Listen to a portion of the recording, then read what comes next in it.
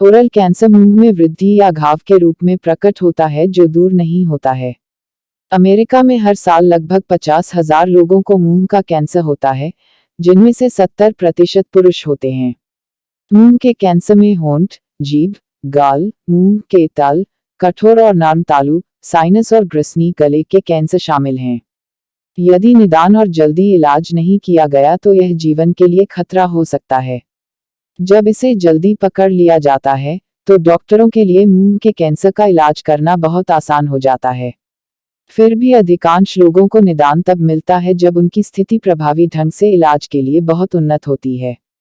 यदि आप अपने दंत चिकित्सक या चिकित्सक को नियमित रूप से देखते हैं और संदिग्ध परिवर्तनों का पता लगाना सीखते हैं, तो आपके पास शीघ्र निदान में एक बेहतर शॉट होगा। सुधीर देशमुख सर हमारे साथ हैं। साथ ही नागपुर से गेटवेल हॉस्पिटल के डायरेक्टर डॉक्टर सुधीर देशमुख से हमारी चर्चा हुई। सर, जैसे कि आज देखने में आया है कि ओरल कैंसर, जिसे हम मुंह कर्क रोग भी कहते हैं, बहुत बड़े पैमाने पे हमारे देश में फैलता जा रहा है। क्या एक वजह हो सकती है मुंह के कैंसर की? राइट। आपने जिसको मुंह का कैंसर बोला है, उसको हम scientifically head and neck cancers में कैटेगरी करते हैं। और मुख्यत्वे हेड एंड नेक कैंसर ये one of the major chunk अपने इंडिया में है।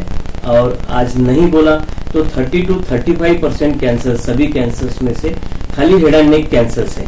अब हेड एंड नेक कैंसर्स में हमारे हिसाब से कैटेगरी ऐसी आती है कि मुंह, गला, जबान, मुंह के अंदर का सभी बकल म्यूकोजा, चिक, मैंडिबल और लिप्स, ये सभी इस कैंसर में आते हैं। और सामने जाने के बाद में थ्रोट, अपन जो स्वॉलोइंग करते हैं उसको अपन पिछले साइड में उसको थ्रोट बोलते हैं। वो अन्न नलिका का पहला पार्ट हो जाता है। फिर नीचे अन्न अपना जो फूड है नीचे उतरता है, वो इसोफेगस में जाता है। तो अपर एरो डाइजेस्टिव ट्रैक्ट, ये भी एक टर्मिनोलॉजी है जिसके लिए हम कैंसर में, हेड एंड नेक कैंसर्स में वापरते हैं। तो इसमें अपनी जीभ, जबान, मुंह, गला, लिप्स, चीक का इनर पार्ट, थ्रोट और अपर इसोफेगस, ये पूरा अपर एरो डाइजेस्टिव ट्रैक्ट में आता है। और फिर रेस्पिरेटरी ट्रैक्ट, माने नाक में से अपन सांस लेते हैं, वो भी एरिया, और मैक्सिलरी, ये सभी चीजें ये एरो डाइजेस्टिव ट्रैक्ट में आती है। और आपने जैसा राइटली कहा कि थ्रोट कैंसर इंडिया में बहुत है, तो पता है अपने को सभी को आज इसका मेन कारण क्या है। देखो, अपन ने सोचा तो पूरे वर्ल्ड में भारत, पाकिस्तान, बांग्लादेश, ये एडजॉइनिंग जो एशियन कंट्रीज है, इसी में टोबैको विथ चूना, इसका जो अपन जो स्लरी बना के खाते हैं, जिसको अपन कॉमनली सेंट्रल इंडिया में खर्रा बोलते हैं, तो ये जो मिक्सचर है वो बहुत डेंजरस माना जाता है। रादर मैं बोलूंगा टोबैको इन एनी फॉर्म, वो खर्रा है, वो सुपारी के रूप में है, वो कोई मसाले के रूप में है, या वो स्मोकिंग के रूप में है, वो खैनी के रूप में है, या कोई दंत मंजन के रूप में है। तंबाकू हर चीज में बॉडी के लिए हानिकारक है। और ये तंबाकू आप अलग अलग तरीके से खाने से भी एरो डाइजेस्टिव ट्रैक्ट पूरा अफेक्ट होता है। और लॉन्ग टर्म यूज से अपने को पूरे इंडिया में इसका कैंसर मेनली अपने को ऑब्जर्व किया जाता है। अब अपन ने वैसे सोचे तो लक्षण जो है मेनली मुंह, गला या मुंह के अंदर भाग में या जबान में या अपने हिरडियों में कहीं तो भी सूजन आना, फोड़ आना, गठान होना, और ये सभी में से ये जितने भी प्रॉब्लम होते हैं वो महीने या वीक्स टुगेदर वो हील नहीं होना, और उसमें से ब्लीडिंग होना, और कंटिन्यू मेडिसिन कुछ लेते हुए भी वो 3, 4, 5 हफ्ते जब ये चीजें दुरुस्त नहीं होती है, तो ये सभी चीजों में अपन कैंसर सस्पेक्ट करते हैं। थ्रोट में थ्रोट पेन होना, कान में दर्द रहना, कोई खाना खाते वक्त या पानी पीते वक्त गले में दर्द होना या निगलने में तकलीफ होना, ये सभी चीजें अपन लक्षणों में गिनते हैं। इसमें से कोई भी चीज रहती है किसी को, तो उसने 2-3 हफ्ते में यदि ये अपने आप नॉर्मल ट्रीटमेंट लेने से यदि पूर्णतः दुरुस्त नहीं होती है तो इस टाइप के लक्षण 100% अपन ने पूरे टोटली इन्वेस्टिगेट करना चाहिए कि कहीं ये गलती से ये एबनॉर्मल है या कैंसरस रूप तो नहीं ले रहा है। इसका मुलाहिजा करना बहुत इम्पोर्टेंट रहता है। बहुत पॉपुलरली आजकल जनरल पब्लिक को पता चला है कि कोई भी डायग्नोसिस करने के लिए बायोप्सी ली जाती है। बायोप्सी यानी अपने शरीर में का कोई भी जो टिश्यू अपन निकाल के उसको हिस्टोपैथोलॉजिकल एग्जामिनेशन के लिए जांच करते हैं, उसको अपन बायोप्सी कहते हैं। तो बायोप्सी ये 2-3 रूप में होती है।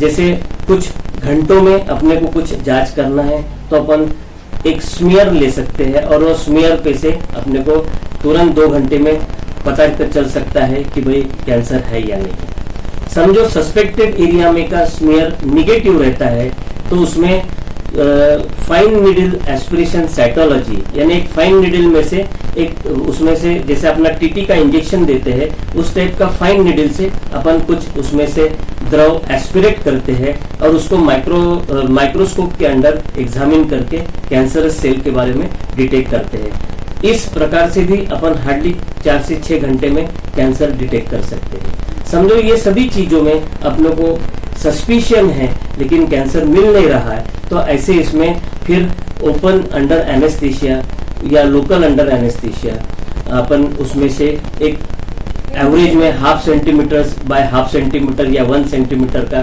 सस्पेक्टेड एरिया का टिश्यू का टुकड़ा अपन उसको जांच के लिए निकालते हैं और वो हिस्टोपैथोलॉजिकल एग्जामिनेशन के लिए करते हैं। उससे अपने को बायोप्सी से 100% डायग्नोसिस होता है।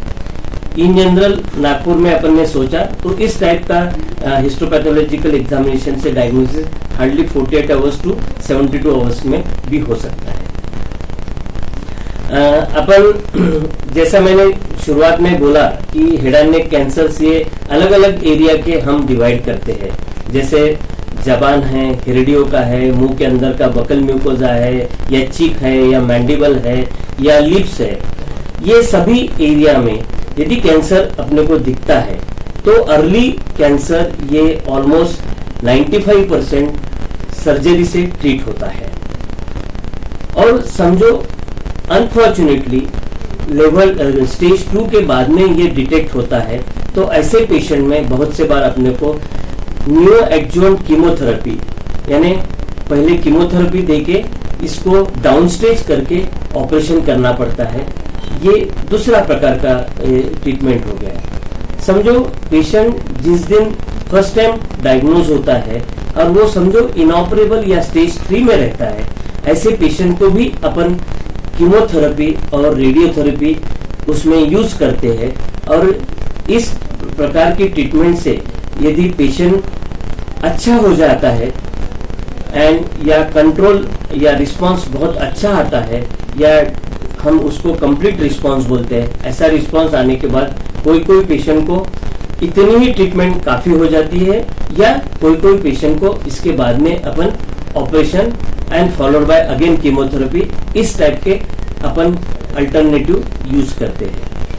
यदि ये कैंसर प्योरली थ्रोट में है तो थ्रोट ये एरिया इतना कॉम्प्लेक्स एरिया है जिसमें हम posterior part of the tongue बोलते हैं या दोनों साइड से टॉन्सिल्स बोलते हैं या पोस्टीरियर फेरेंजियल वॉल बोलते हैं और अपन जिसे स्वॉलो करते हैं वो अपना पूरा अपर डाइजेस्टिव ट्रैक्ट का स्वॉलोइंग एरिया रहता है और जनरली ये सर्जिकल ऑप्शन में नहीं रहता है।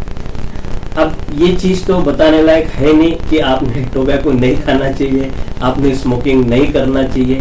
तो मेरा कहना ऐसा है कि इन जनरल ह्यूमन बीइंग ने कि अपन जब 100 पेशेंट कैंसर के देखते हैं, मुंह गला कैंसर के, तो उसमें 100 में से 93 to 92% पेशेंट 100% बताते हैं कि वो मोर देन 5 years के लिए उन्होंने tobacco smoking in some form लिया है।